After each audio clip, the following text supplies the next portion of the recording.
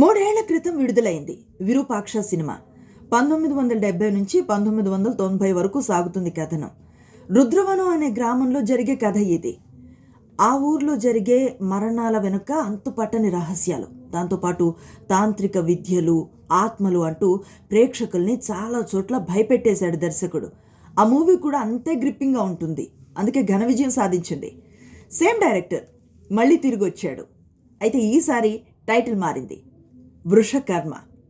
సృష్టి ధర్మం తప్పినప్పుడు విధి ఒక వృషకర్మను ఎన్నుకుంటుంది అంటున్నాడు. ఆ వృషకర్మ మరెవరో కాదు, నాగ చైతన్య. హర్రర్తో పాటు సోషియో ఫ్యాంటసీని కూడా ఈసారి కలిపినట్లుగా కనిపిస్తోంది. అయితే ఈ టైటిల్కి ఒక లోతైన అర్థం ఉందన్నమాట. విష్ణు సహస్రనామాల్లో 112వ నామం వృషకర్మనే నమః అంటే ధర్మరక్షణే పనిగా కలిగిన స్వామికి నమస్కరిస్తున్నాను అని అర్థం మాట.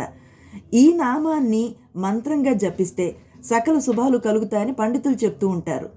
మరి అలాంటి ఒక బలమైన టైటిల్లో, అంటే ధర్మ రక్షణ చేసే ఒక కీ రోల్లో నాగ చైతన్య కనిపించబోతున్నాడు అన్నమాట. ఇప్పటికి వచ్చిన గ్లిమ్స్ మాత్రం సినిమాపై అంచనాలను పెంచేశాయి. మరి మూవీ కూడా విరూపాక్షం మించి హిట్ అవుతుందా అన్నది ఇప్పుడు ప్రేక్షకుల ముందు ఒక పెద్ద క్వశ్చన్. ఏం జరుగుతుందో సినిమా రిలీజ్ అయ్యే వరకు మాత్రం వెయిట్ చేయాల్సిందే.